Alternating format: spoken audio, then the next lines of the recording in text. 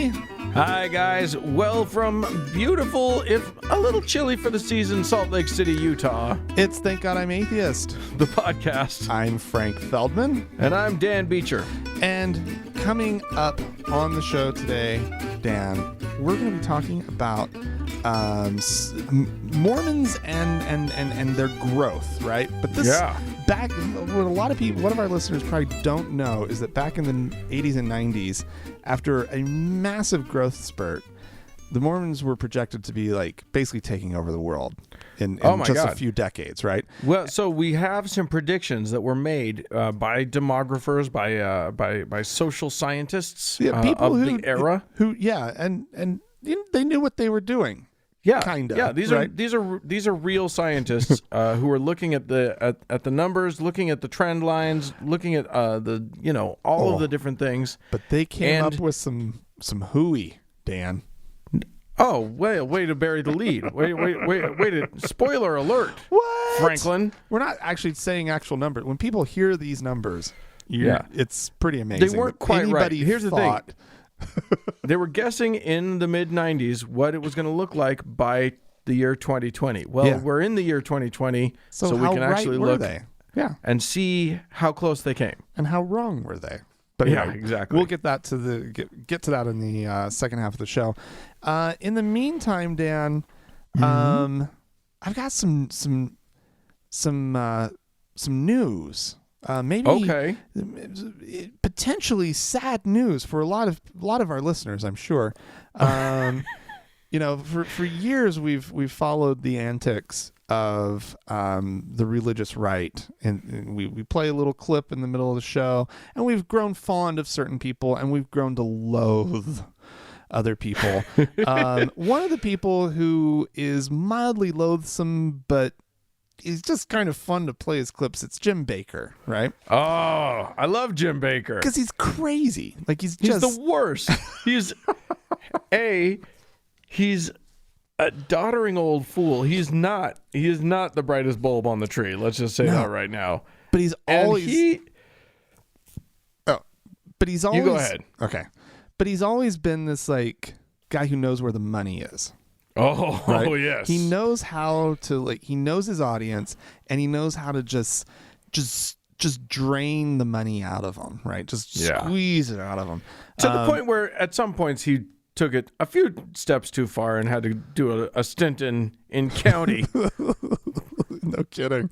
Did a dime up in county, and now he's back to fleece the masses. Oh, absolutely. Well, recently, as we've talked about on the show, he was some of the stuff that he was selling on his show was this basically like a colloidal silver solution. They just call it silver solution, right? Right. And this stuff is like not to be messed around with. It's not really meant for human consumption at all. It's literally just you're drinking a metal. Yeah. It's this, and it is the tiniest bit of silver. If you go over the amount that a certain line, right? For you cross that line, you turn blue, and you never turn back to your normal color. You're permanently dyed and stained blue. You're a Smurf. You're a Smurf. Your face is blue. It's right. This is nothing to trifle with. Well, anyway, they sell it on the show, and he had a guest on who was making some claims about its ability to basically cure and treat COVID-19. Right. Right.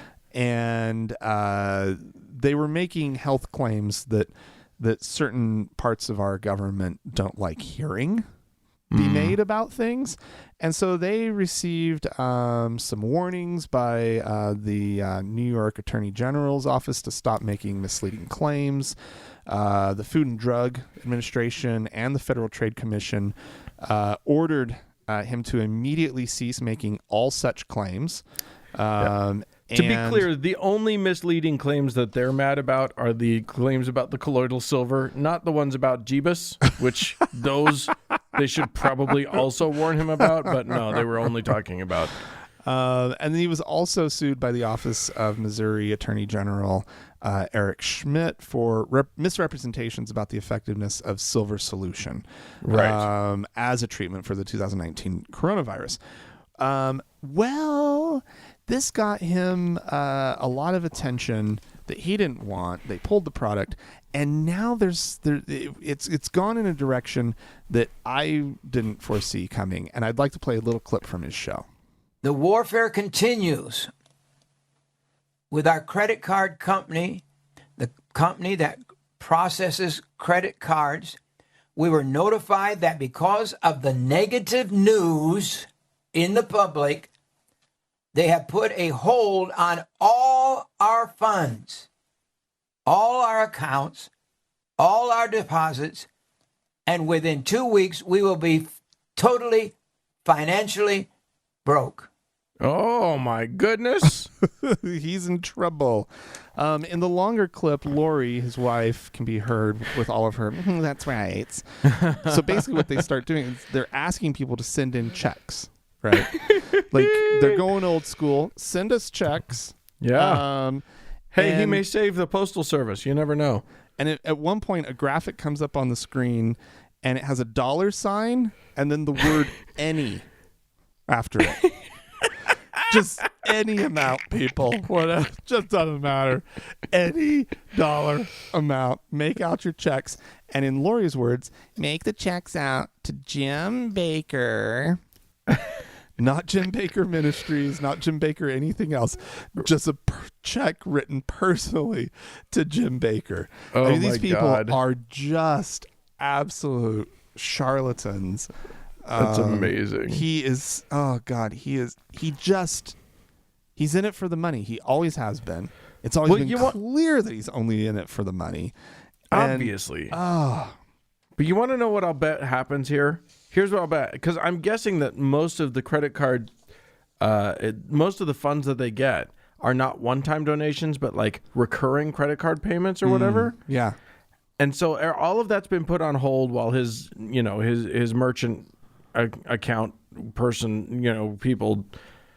But I'm guessing it'll all just fire right back up again, and it'll be retroactive. So I'm guessing all these people are making out checks, and they're going to be paying them through the credit card. I'm guessing he's double dipping here. It's possible. Like when you watch the clip, though, he looks mad and angry and a little confused, right? But whatever sort of, like, he's still sort of in control of the situation, more or less, right? Right. Lori has a look of panic. Lori, you can tell things are bad because Lori is she doesn't have the best poker face, maybe. He says, this is what he says later on in the clip. He says, we have not received money, talking about like from the merchant account, the credit card processors. He says they think because somebody told a lie about us, so now they're saying, well, the people might want their money back. So we've got to keep all your money. Please stand with us. If the people come against us, then it's going to be impossible for us to stay on the air. And I mean, it just keeps going. This clip, the original clip, it's so delicious. It's so good. I've just been reveling in the little bits that have been sort of getting posted here and there on like the Twitter accounts that I follow. Oh my God. Awesome. Well, there you go. We can only hope that their claims about a stupid silver solution actually sink them. Wouldn't it be amazing? It's not going to happen. No, but it might say he is a survivor, if anything. Yeah. That guy can. He has been resurrected a few times. He'll just find a new source of bucket food. Well, he's still got the buckets. The buckets might. I mean, in this time of coronavirus, the buckets might be their bread and butter at this moment. And he was seeing like all the gold coming in, and it got shut down, and he can't make money off this crisis. Like he knows this is his moment to make a lot of money, and it's not coming in, Dan. Oh my goodness, poor guy. I feel for him. Let's you and I not sell that. We were gonna sell our own silver solution. Let's not do it, just because I don't want to suffer the same fate. just too scary. Yeah. All right. Well, I am going to tell us a story about in South Carolina, there was a school district that was trying that they had a good tradition, a really lovely tradition of including Christian prayer at all their graduation ceremonies. Oh, that's beautiful. Oh, isn't that lovely? Oh. You want to make sure that Jeebus is there to watch all the kids, except, to be bored along with the rest of all of the parents, because it's the most painful thing in the world. Well, this may not apply to this year, because who knows if anybody's going to be walking at a graduation this year.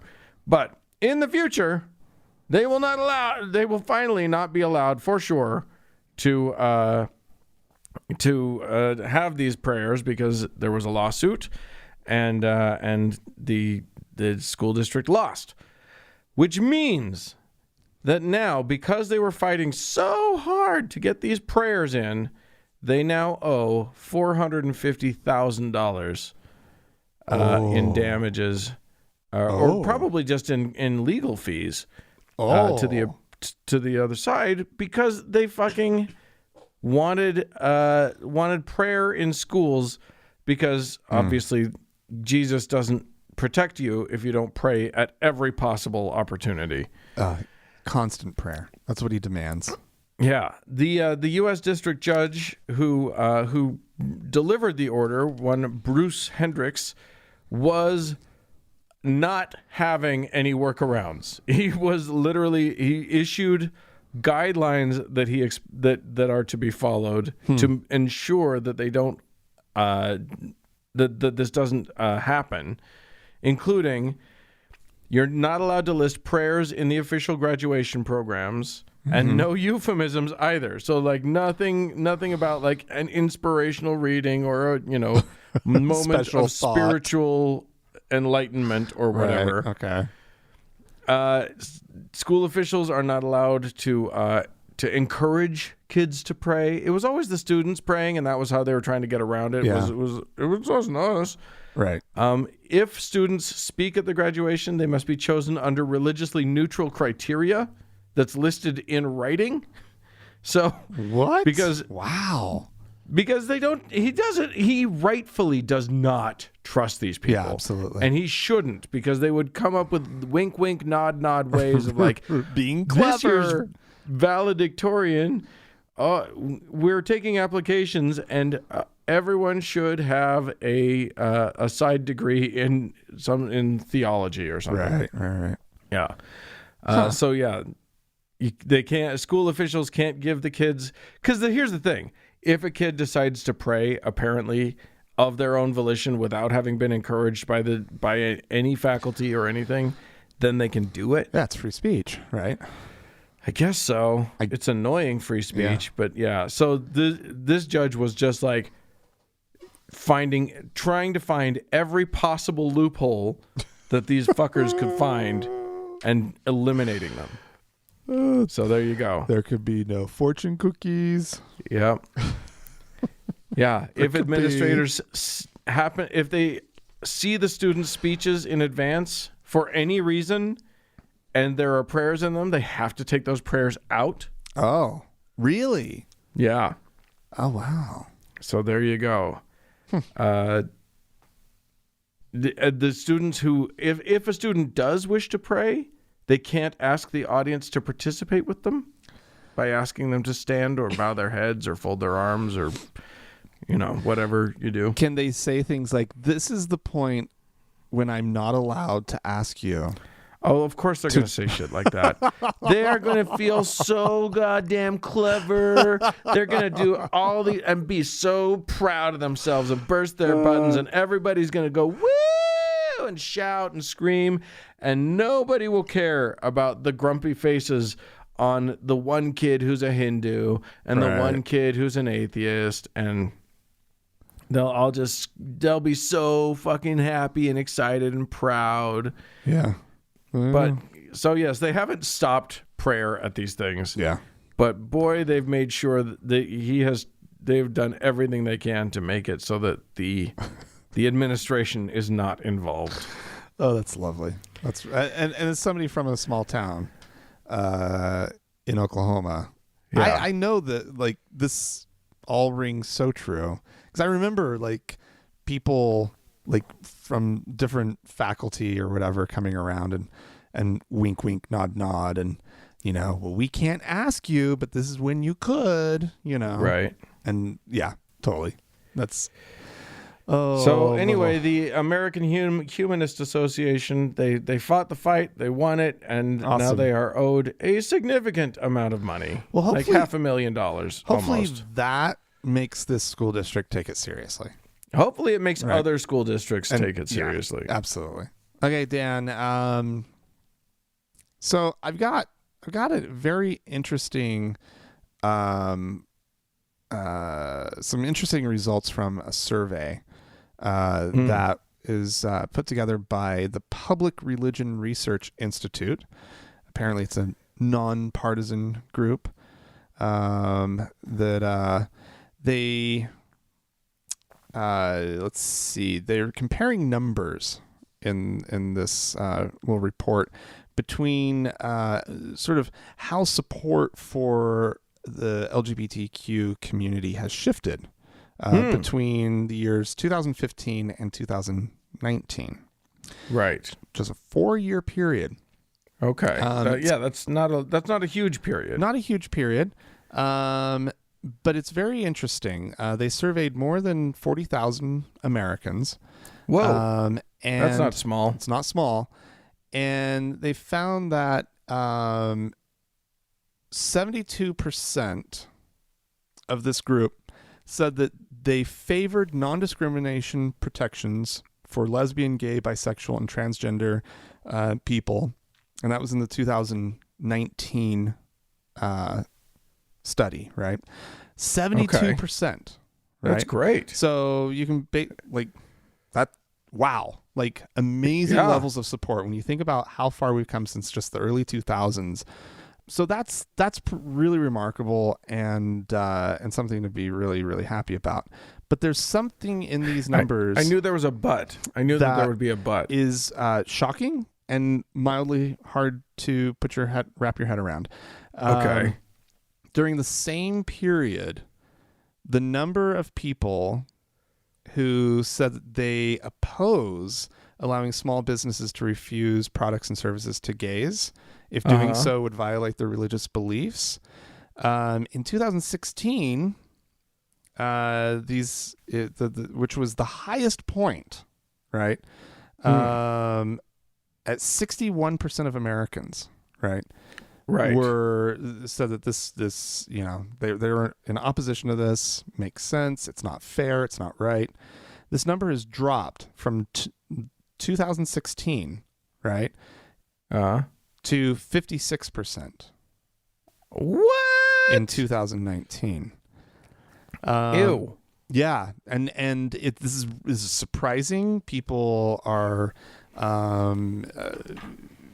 I'm a little taken aback by this, that the numbers could shift like that. I mean, it's just 5 percentage points, but like still, right? Like that's you know what though? Here's the problem. Mm-hmm. The messaging on the wrong side of this issue is so good. Their messaging is easy. It's just religious freedom. Yeah, exactly. This is a country that has religious freedom. Yeah. And the messaging on the other side isn't getting through, which is just if you practice it, if you're open for business in the United States, you're open for everybody. Right. And that's the end. I know. It's a really funny thing. And what they're looking at in this article is they're talking about specifically the cases that were sort of out there in the news had to do with like cakes for weddings. And so the issue was linked to gay marriage, and so the support of gay marriage, and so people they were seeing it and they were like, no, that's not fair, that's not right, and blah, blah, blah, blah, blah.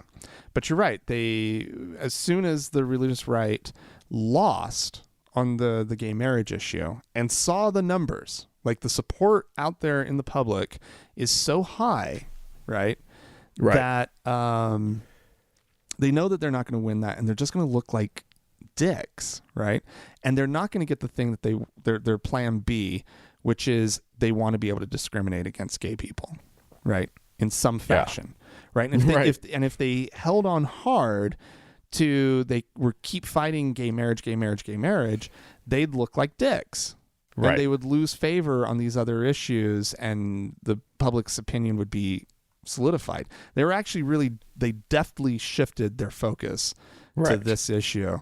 And it looks like we've got some work to do, because this is so fucking wrong, right? And I don't get how people how they don't see this, right? Like, if you support gay marriage, right, at a rate of 72% of this country, right, supporting gay people in equality, in equal rights. Just in rights. You don't have to go to their wedding. Yeah. You just have to you just have to be okay with people having equality. How can there be this disparity, right, in other sort of other rights? The rights, like, to go about your life and to go and get goods and services at any business that's open generally to the public. Yeah, but that's the problem, is that they couch it as a right. I have the right not to serve people that I don't want to. I have a right to discriminate. Right. And we've established that you don't really. Well, but we've established that you have the right to hate them, and you have the right to be a dick about it. But the problem is that people don't understand what hanging out a shingle means. Right. What it means to say, I've opened a business to the public. Right. We gotta get on this, Dan. Well, it's our fault for really. We really haven't done a good job. Specifically, you and me. It's our we should have done better. We'll figure it out. We'll do better. Sorry, guys. Yeah. Oh boy. Well, baby steps, I guess. We're getting there. Oh, there is some good news though. In this whole thing. I last page I marked something that I wanted to make sure I didn't skip by. Just kind of on this little side note. There is some very interesting numbers as far as like the support of marriage equality. It is the first time that they have found majority support in all age groups, even seniors in this country, for marriage equality. So that's, I mean, we've done good work, right? Yes. The gay rights movement has done some good work. Everybody loves that Modern Family, you know, and and so there's a lot of support for the gay community. It's just this true. issue has to get framed correctly, right? Yeah. And probably smarter people than us we'll figure it out. Hopefully, here's the thing: it just has to be framed right. What needs to happen is somebody just needs to stop serving Christians and watch what happens. Just light that fuse a little bit and see what happens. Your store would be burned down so fast, right? Like it would. Yeah, especially depending on where you did it, right? Then again, and you'd go viral instantly. Right. Your store would instantly, like, everyone in the universe would hear this story, because there's nothing Christians like more than a persecution story. Anyway, yeah, if you want your business to be the lightning rod, if you want to just collect insurance money on your burnt down store instead of continuing your business, go ahead and try it out and just see what happens. Anyway, I'm going to take us to Ukraine, where we have reported in the past about the Orthodox Church in Ukraine, because going back to like 2014, when Moscow, when Russia annexed the Crimean Peninsula and pissed off all of the Ukrainians, and then here's the thing: you get a lot of Orthodox Christians in Ukraine, but for the longest time they were under the Moscow. They were affiliated with the Russian Orthodox Church. Oh, okay. And then they hated the Russians, and considering the fact that the Russian Orthodox Church is just a wholly owned subsidiary of Putin Incorporated, right? they wanted out. They didn't want to be a part of that. So they went to the sort of the grand poobah of the Orthodox Church. One Bartholomew. What's his? He's a patriarch. Patriarch Bartholomew. Yeah. That's right. Considered first among equals, which I think is a hilarious concept. He's not the boss. We're all equal, but he has the final say. And he granted Ukraine their own group, their own patriarchate. So so coronavirus has done an interesting thing, which is you still have Russian Orthodox churches in Ukraine, and you have Ukraine Orthodox churches in Ukraine. And apparently they were battling it out over what was going to happen on Easter. Because nobody was supposed to have a anything on Easter, any kind of like in-person services, because nobody's supposed to be meeting because of this stupid outbreak we got going on. Right. But one of the churches was like, everybody stay home. The Moscow affiliated church was just urging everybody to stay home and watch a televised service. But the other church, the Ukraine church, was like, hey, by the way, if you guys want to just go out and meet in some groups, you could do that. You go together outside places of worship. Go meet outside the church and hang out. So they weren't doing great. Yeah. Anyway, there was a whole to do about that, and the rivals, I think they took differing positions just to have differing positions.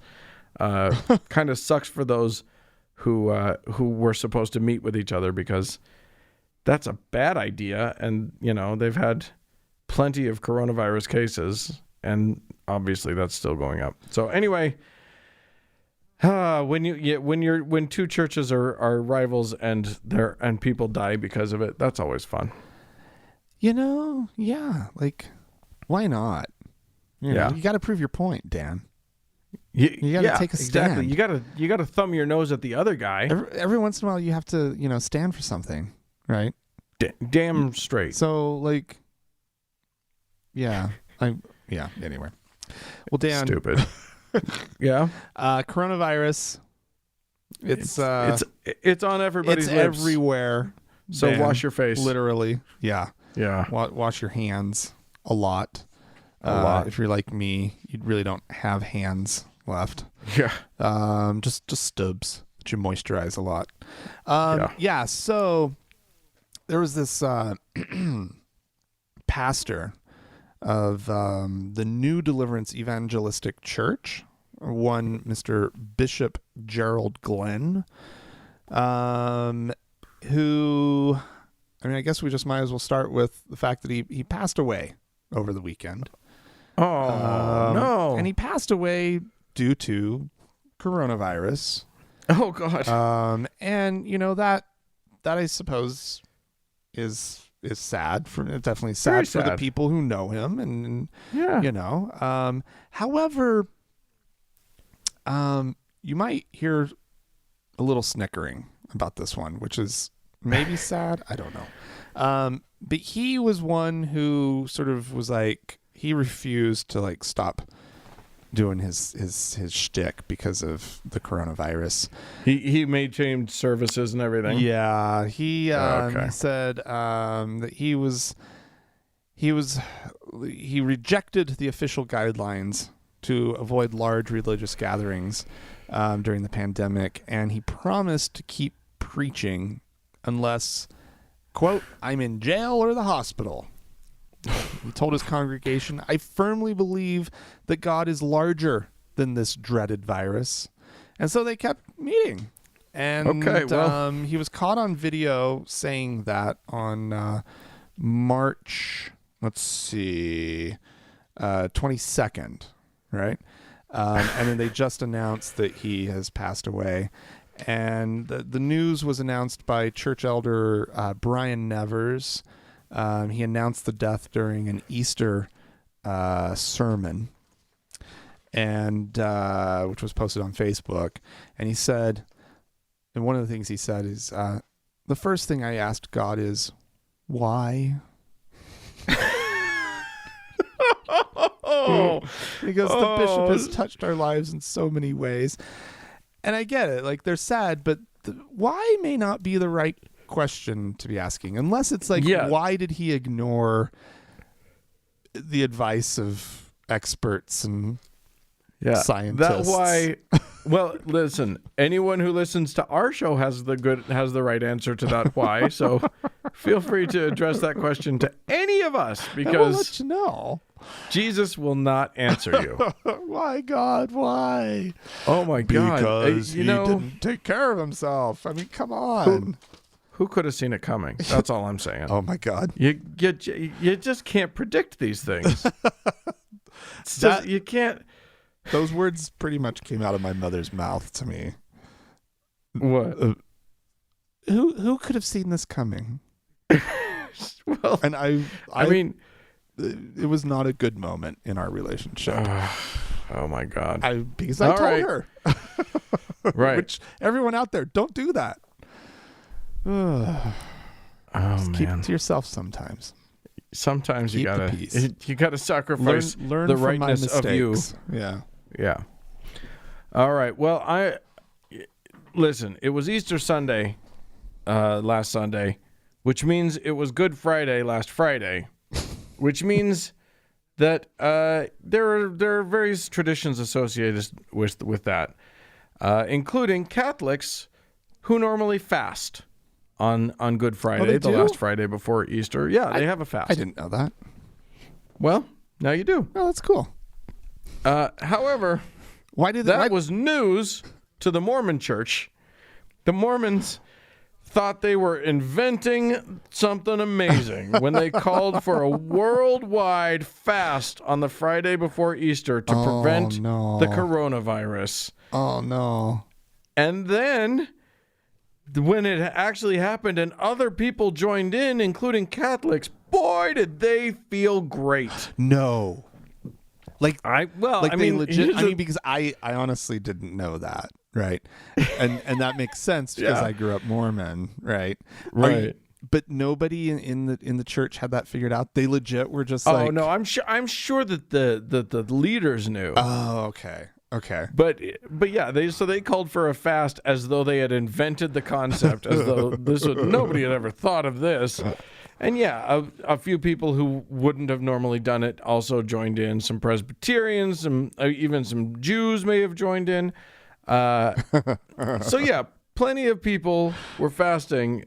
And when the LDS Church says they're going to do it, you know that a significant number. They're an efficient church. They get the word out. A significant number of their people definitely did that fast. I was invited on Facebook to join a group that was like the fast for coronavirus group. Did you fast? No. Come on. No. What harm could it do, Dan? It could make me hungry. A fast is good for you, Dan. Listen, I'm giving up enough during this time. I do not need to give up my num-nums. Anyway, here's the thing. You know, it's been almost a week now for us. By the time listeners hear this, it'll have been over a week since that fast happened. And I'm pleased to report coronavirus is completely eliminated. God heard the prayers of his people, of his faithful, and there is no more corona. Oh, shit, it didn't work. Oh, no. Oh. I was about to give a good hooray. Also something I hadn't heard. But apparently, you just let me down, Dan. Well, I thought it was true. God let us all down. Oh, what a jerk. So next time you see a Catholic or a Mormon or somebody who was fasting for the quick elimination of that virus, ask them what the fuck happened. When have these when have these fasts ever worked for them? Because they've done this. Right? They do this all the time. Mormons love a good fast, right? Oh, yeah. Like, do they see results? Right? Like what, how do you just keep doing this thing that's never gotten you anywhere with God? Right? Yeah. Like, he's never bent to your will because you were like, I'm going to show you, right, how committed I am to this. I'm going to go without food. Right? And he's like, oh my God, they're actually not eating. Holy shit, they're on a hunger strike. I better do something. But you know what? The problem is, it's not actually a hunger strike. Like, he might be on the verge of helping them out if they just went longer. Yeah. They need to go longer, Dan. Right. They need to actually show how committed they are to this whole thing. Jesus fasted for 40 days and 40 nights, you punks. They're skipping 2 meals and calling it 24 hours. So anyway, they did another thing that had no effect. Thanks, religion. Appreciate you. Listen, if you're going to do something that has no effect and you'd like to tell us about it, we'd sure love to hear it. You can write to us, podcast@thankgodimatheist.com. Or you can call and leave us a voicemail message. The telephone number is 424-666-8442. Yeah, hey, go to the Facebook page, facebook.com/TGIAtheist, and click the like button. And while you're there, search for the TGIA Members Only Lounge and request to join. It is a closed group, but we will let you in. Yeah, and there's Twitter, too. And Twitter, too.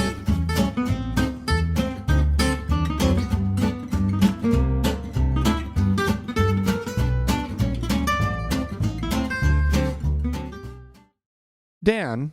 Hey! So earlier in the show, we had one of our more favorite voices joining us to listen in on what they have to say about some stuff. Yeah, Mr. Bakker, sure. This is one that this guy, more and more, we should probably be offering a trigger warning when we play him. He's not a good person. He's really, really wretched. His name's Rick Wiles. We've played him a bunch. And back in the day, I always just found him to be a little annoying and self-righteous.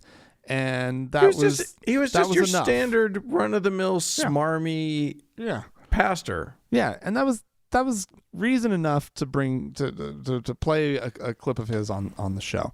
Yeah.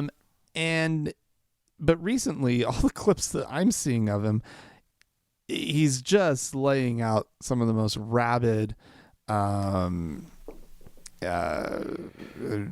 anti-Jewish, rhetoric. He has stopped pretending to not be a Nazi, and he has just gone full anti-Semite. Right out in the open. Loves it. Yeah, revels. Now this one is so delightful because he is the myopia with which he attacks this thing. Because, you and I have reported, Frank, on how churches have been epicenters all over this country. Like, Christian churches all over the world have been the epicenters of outbreaks of coronavirus. Like, because it is how it is spreading because the when most. People congregate, this is what happens. Right. Period. You get together. And in this country, of course, because it's predominantly Christian, it's predominantly Christian churches that are spreading this virus all over this country. But he's going to look to another country and draw some conclusions. So let's just listen in. Yes, please.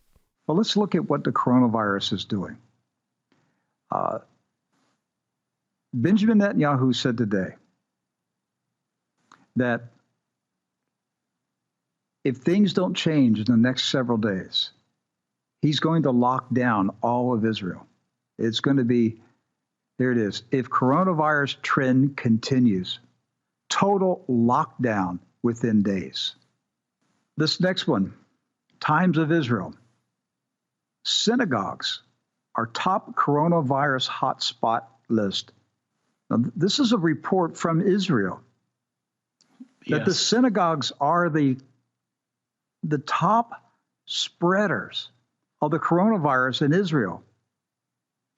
That's not an anti-Israel report. That's in the Times of Israel. The fact. They are admitting that the virus clusters are in the synagogues. If you go, in fact, I'll show you the next one from UPI. Chief rabbis urge Israelis to stay away from synagogues. Well, I would too. Stay out of those things. There's a plague in them. God's dealing with false religions. God's dealing with people who oppose his son, Jesus Christ. He's dealing with the forces of Antichrist. And there's a plague moving upon the earth right now. And the people that are going into the synagogues are coming out of the synagogues with the virus. And it's so bad that the chief rabbis of Israel are pleading with the people to not enter the synagogues. Well, what is, Doc, if you heard about, if this happened in the Old Testament times, if the Jews went into the synagogue healthy and came out diseased, what would that say to you? That would be an earmark of judgment to me. I mean, that would be something I'd be asking the question, God, how have we offended thee? God, what has separated us? God, where are these plagues coming from? Because they recognized that plagues and pestilence and famines and locust swarms, they were from God. You go into a synagogue and you come out diseased, Dan. Yeah. Listen, it's a simple if-then proposition. Mm-hmm. If the diseases are happening in the synagogues, then God is meting out his punishment to the wrong religions, the bad religions. Mm-hmm. Therefore, if the fucking Christian religions, no, wait, that can't be right. Hang on, let me do some math here. Yeah, I know, it's crazy. I mean, like, if I suppose, right, like, if the reality was you just sort of innocently were going about your life. You walked into a synagogue and you walked out diseased. And this was like sick and like you caught it and it was undeniable and it happened to everybody. And it was exclusively synagogues. Yeah. Then maybe he would be onto something. Yeah. If you walk into a synagogue and then you turn into like Raiders of the Lost Ark, your face melts off and your heart comes out of your body, then I would definitely say, something's going on. Yeah, and with it these can't synagogues. just happen once. It has to literally happen repeatedly to at least a large portion of the people, right? And it's not happening elsewhere, right? Right. Then okay, right? But yeah, like you're right. Like, look at your Christian churches, dude. Yeah. Guess what's happening there too, and guess what's happening? Think you might have missed in synagogues and in churches, and it's happening anywhere people get to fucking gather. Right. Yeah. Anyway. Oh, very, very smart people are in charge of things in this world. That's all I'm saying. Yeah, restaurants are of the devil, Dan. Well, obviously. Yeah. Obviously, that's the case. Schools, the devil. Yeah. Anyway. Hey, we had some folks write into us, so let's hear what they have to say. Dear Frank and Dan, this is from Wendy. You may have discussed this subject before, so if there's a previous podcast, you can direct me to that. Nah, we'll just talk about it right now. How about? Here we go. My question is, how you feel about polygamy? I'm aware of the history of underage girls being forced into marriage. I've also heard that sometimes families defraud the welfare system. But I'm also of a mind that consenting adults should be able to make choices. I see polygamy from the outside, and I think as long as everyone is a legal consenting adult, what's the problem with it? I'm not personally interested in it at all. Well, okay, Wendy. I'm also aware that there's a lot I don't know about it. I would be interested in your thoughts and opinions. Well, it's a good question. You called the right show. Well, considering we are of Mormon descent, I think that is we're definitely we've faced the question a few times before. Mm-hmm. Here's the thing: polygamy is specifically one man, a lot of wives. It's a system that's set up specifically for oppression, and especially if it's a religious in nature, it is there to make sure that one gender is subjugated while the other gender is placed into a position of power. I don't like that. By the same token, as you say, consenting adults is a great thing. I think, I am not at all about telling anybody who they're allowed to love and how many people they're allowed to love and what that's supposed to look like.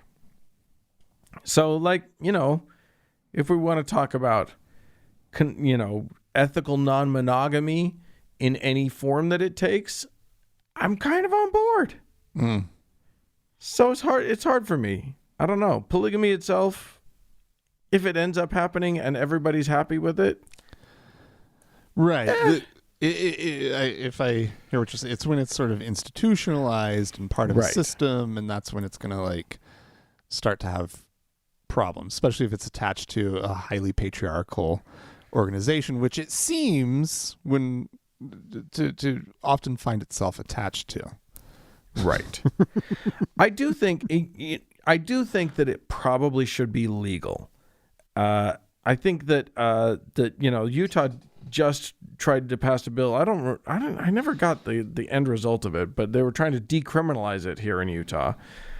And do you remember? Did you catch what happened? Did that go through? Don't ask me. I totally.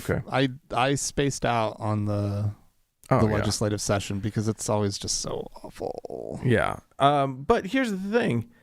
I think it should be legalized. The point of decriminalizing is the same point that I like to make about legalizing, which is you make sure that only adults can participate in it, and then you make sure that people are actually looking, that that the authorities are actually paying attention, because right now nobody is. The problem is that this happens for the most part in tiny communities that are insular, that don't let that sort of would hole up and become another Waco, Texas situation. A big it'd be a debacle if people tried to look in on it. But if you legalize it, you make everybody fill out legal forms, and then you can keep track of who's doing what, and maybe shine a little bit more light into the situation. Make sure that it's not people being forced, it's not 14-year-old girls being forced to marry, some guy that they don't even like,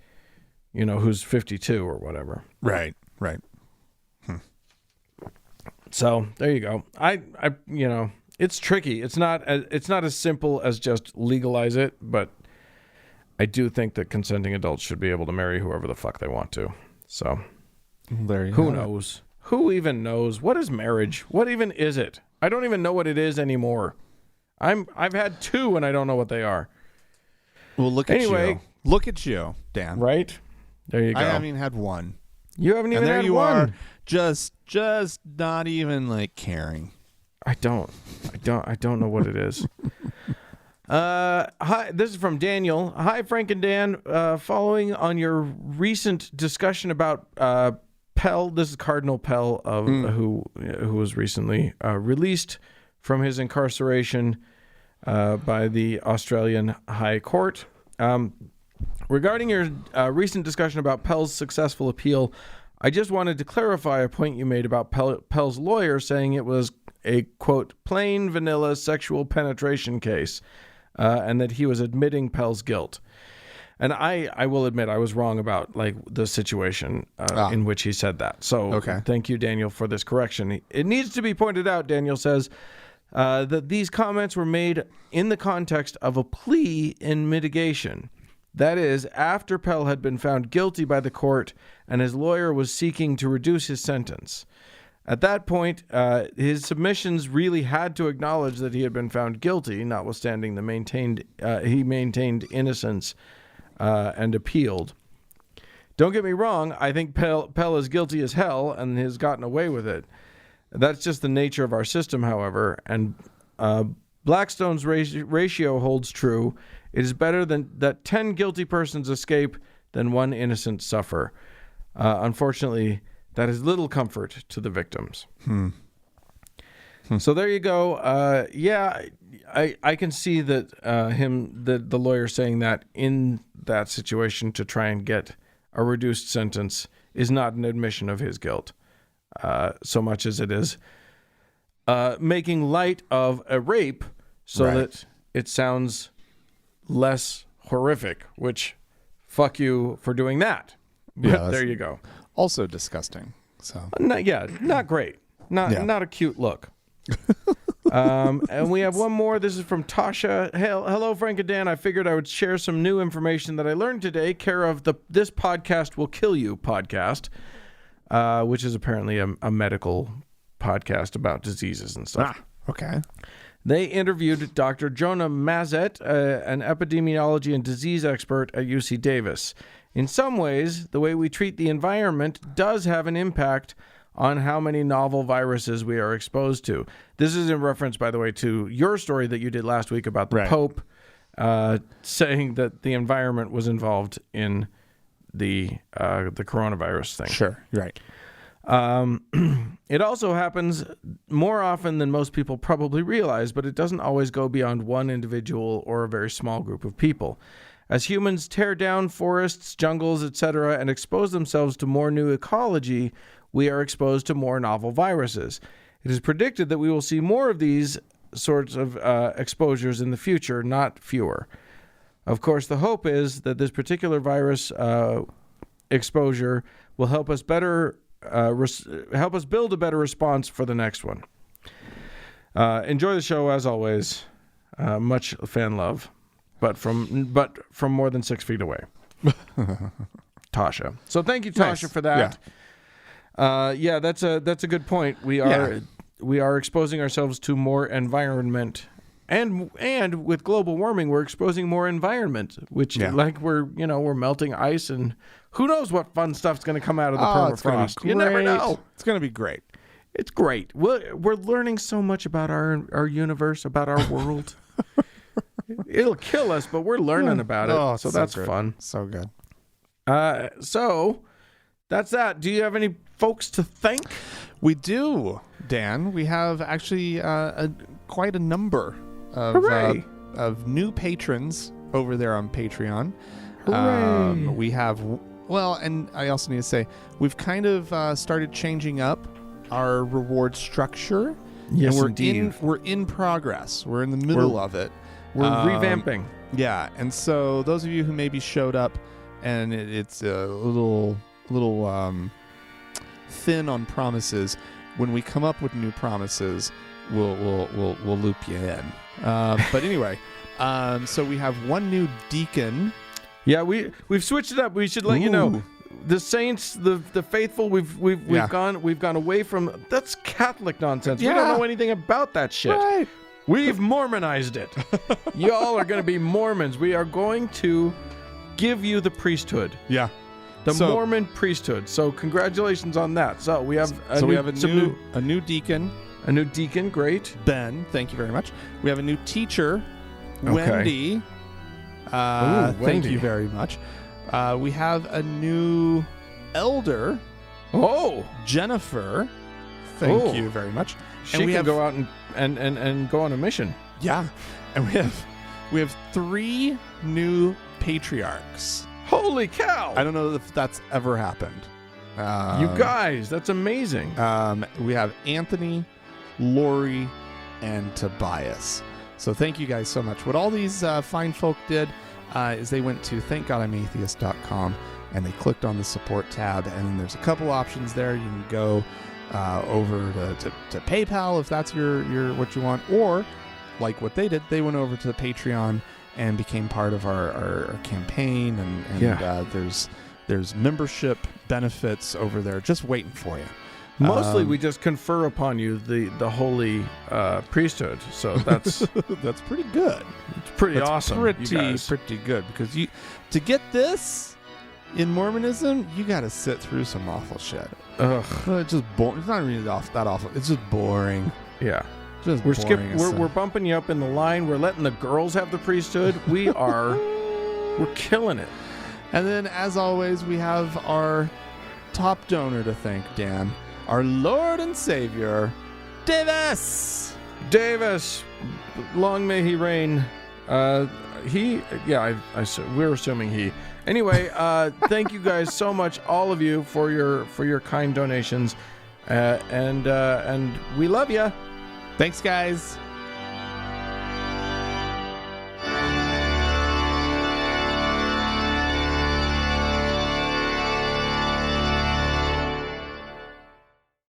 Hey, Dan. Hey.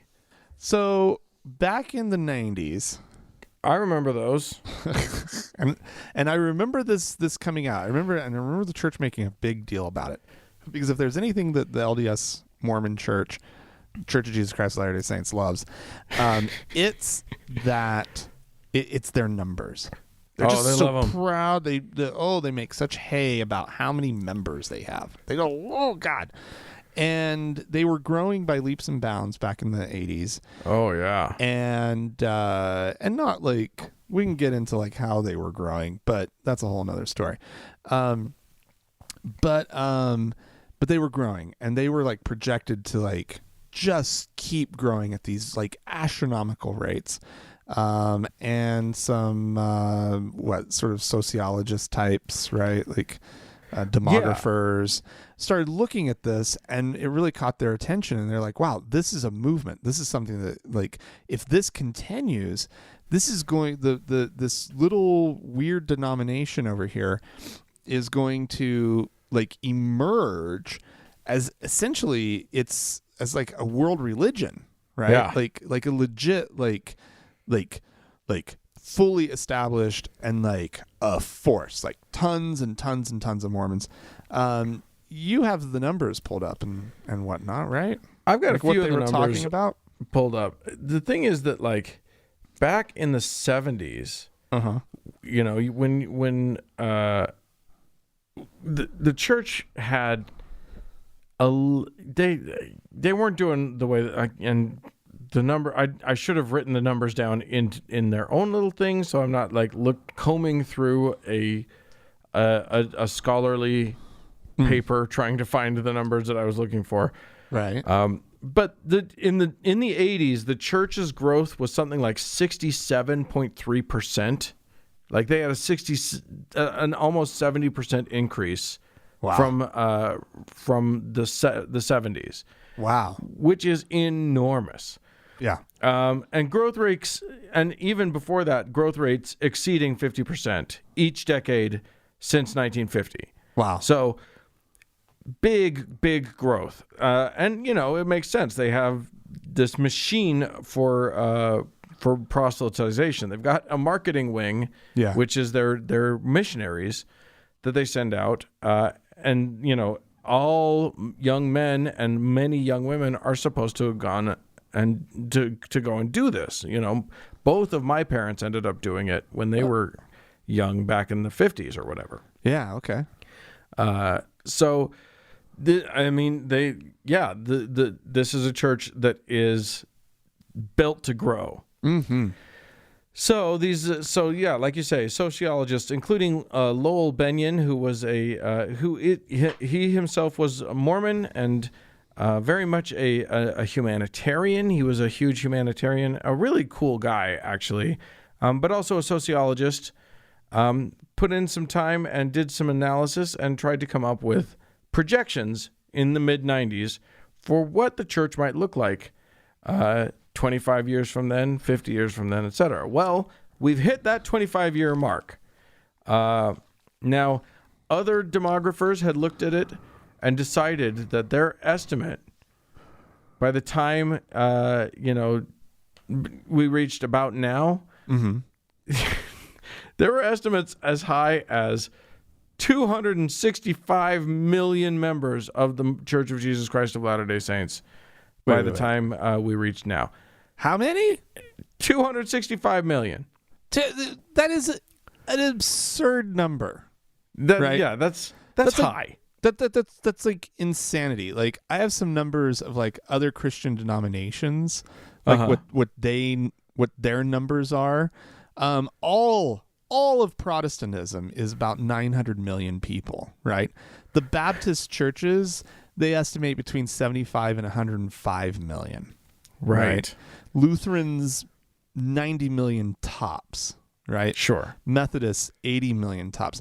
When you look at like, let's see, what would be something comparable to that number? There's nothing quite right in that neighborhood, but it's you've got Catholics at 1 billion people or something crazy like that. Over 1 billion people, but like Sikhs, 23 million in the world. Right. Which you don't expect that to be the largest group in the world, but like African traditional religions, everything that is within that 100 million. Okay. Right? Like Chinese traditional religion would be 394 million. Right. Buddhism, 500 million. Yeah. Right. So just Buddhism, all of Buddhism would be just barely double, like what they're talking about, right? With what they thought the Mormons were going to be. Now there were that was a very optimistic estimate. There were other estimates. Mormons loved that. Oh yeah. There was also a guy named Stark who did an estimate that he considered conservative at 63 million. Still crazy. Still pretty high. Still fucking Benyon crazy. himself, his figure was closer to 30 million. Basically said, well, we're looking at about 30 if looking at all the trends and all of the different reasons why they're growing and stuff, we're going to be 30 million. Okay. Well, I'm so sorry, LDS Church. Currently, you're only claiming 16.5 million members. Yeah. So that's actually, wow, that's still shockingly high considering how weird they are. Considering who they are and how weird their thing. But, you market anything strongly. And boy, you and I were talking about this. They have the hard sell tactics down. Oh, my God. The stuff you were one. Yeah, the stuff that we learned something called the commitment pattern, right? Ooh. This was basically always be closing, right? Right. It's like Glengarry Glen Mormon.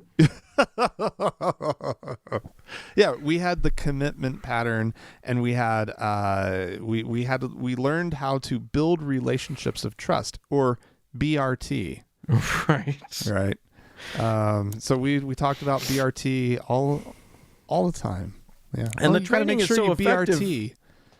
The training is good. It's so effective that some of the biggest door-to-door sales companies in the world are based in Provo, Utah.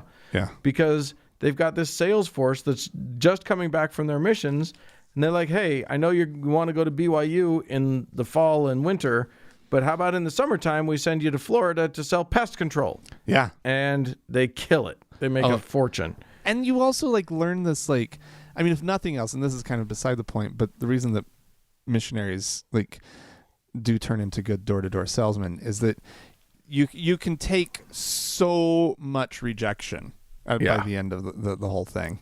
Yeah. But and if you can do it for Jesus, you can do it for a home alarm system company. Anywho, so it's interesting that they missed their 35 million member mark. And there's a lot of reasons why that may have happened, why they didn't hit the demographer's guess. But I got to think that one of the big ones, one of the things that happened that none of the demographers in 1995 were guessing on was the internet. No kidding. I got to think that none of the Mormons saw it coming, that people could actually look up what they were getting themselves into and go, "Oh, that's it? Yeah, I don't think so." No. That's not my thing. No. Because weird there's information now. I don't get to drink. They believe in what? Yeah. Polygamy in heaven. Right? There's a lot of stuff that let me tell you something. These Mormon missionaries do not tell you before you get baptized. Listen, This is how bad it is. There was like, when you would go into like a new, we didn't have wards because it was, there weren't. Anyway, I don't want to get into when you arrive at a new a new congregation, right? As a missionary, there are certain members, especially like new members, who kind of get handed off to like the missionaries to kind of just like pay a lot of attention to and kind of just like keep them in the fold, right? And so I made this really good friend who he had probably been a member 18 months, 2 years maybe. And I remember when he found out about garments. He didn't know. Which is the Mormon magic underwear that you wear once you've been sort of inducted into long, right? And had no idea. And I remember having to like kind of try to explain it. And he's like, wait, what? What is it? Just baffled, completely confused.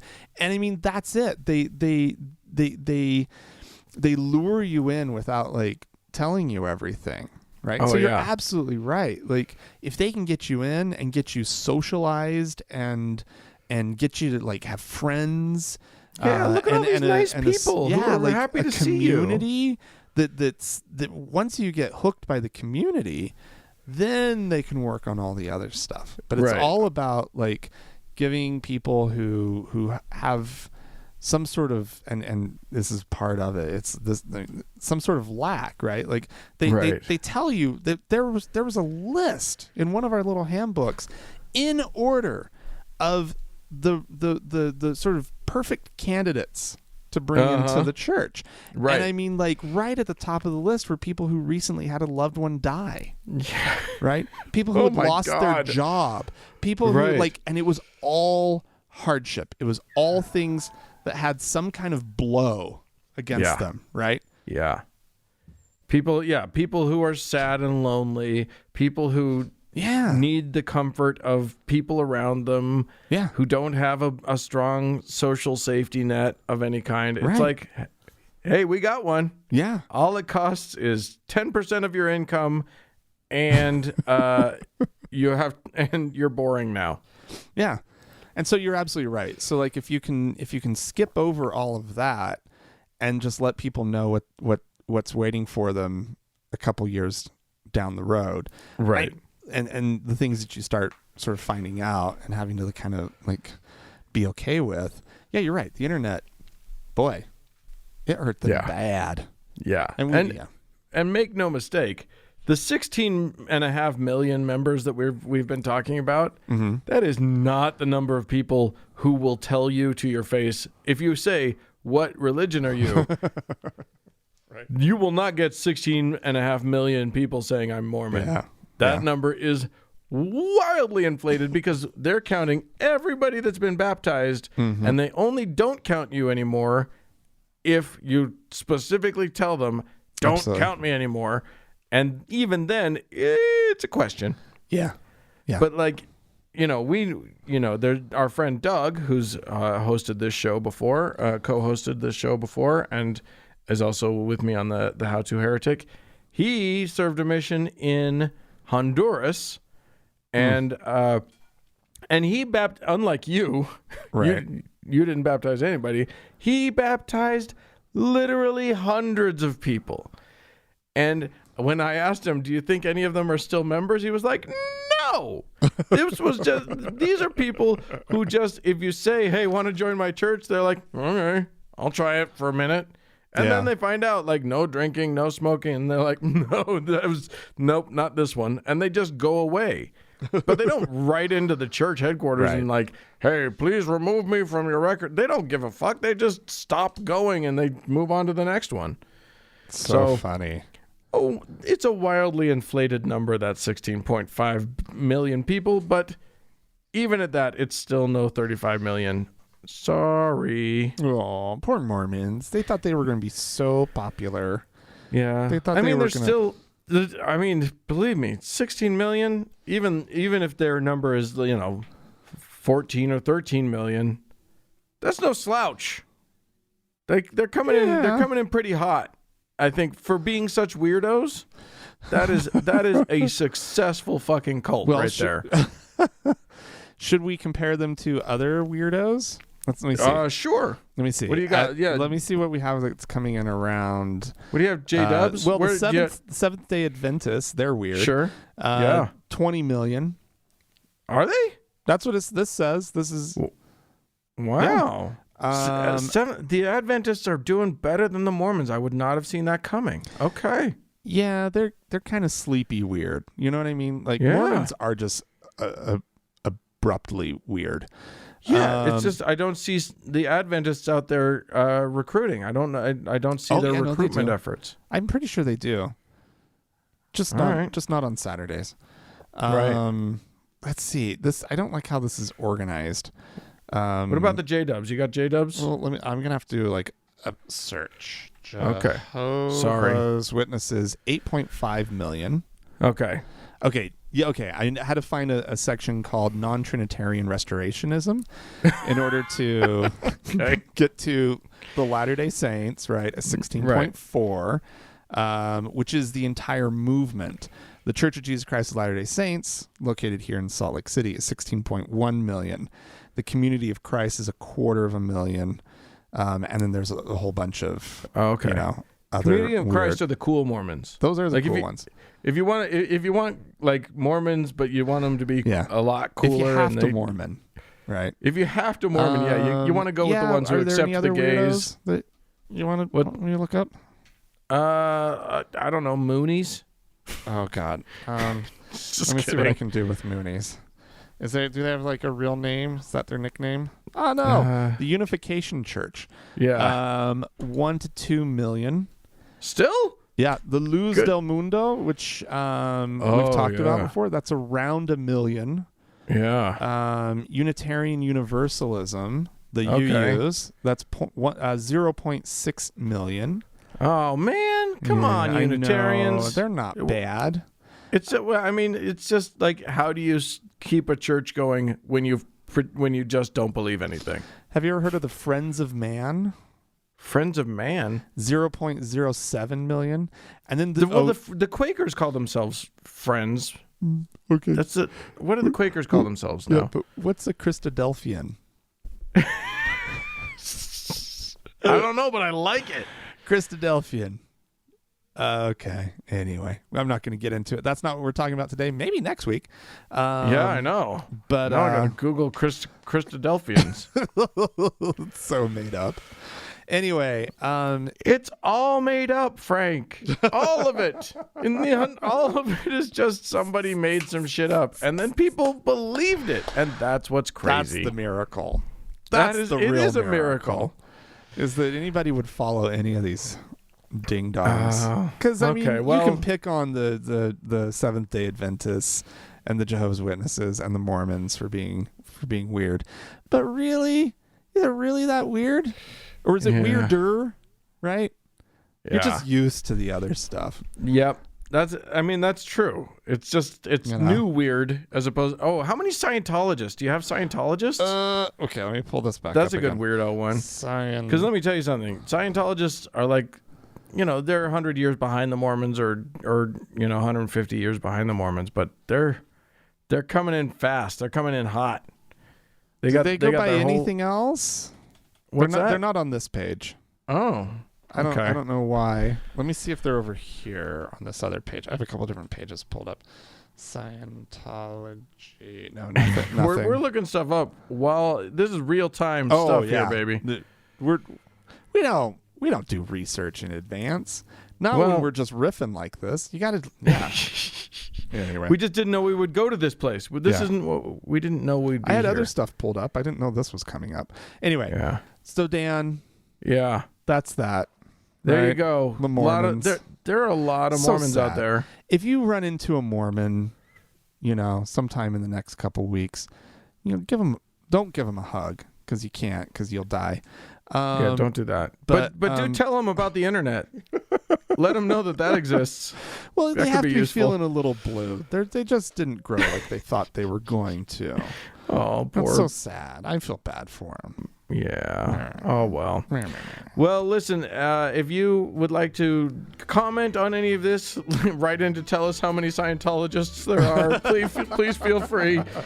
You can reach us podcast at thankgodimatheist.com. Or call and leave us a voicemail. The telephone number is 424-666-8442. Yeah, go to the Facebook page, facebook.com/TGIAtheist, and click that like button. And while you're there, search for the TGIA Members Only Lounge and request to join. It is a closed group. We will let you in if you request to join. Yeah. And then also, find us on Twitter at TGIAtheist. Yeah. I get angry and post things. Yeah, exactly. Hey, speaking of the Facebook and all the things, thanks so much to Mackenzie for all of her hard work on our Facebook page. And thanks to Amy and Danny for being moderators on the Members Only Lounge. And a big thanks goes out to the Red Rock Hot Club and to Gordon Johnston for the use of their music. And thanks to all of you for tuning in. Thanks, guys. Bye-bye.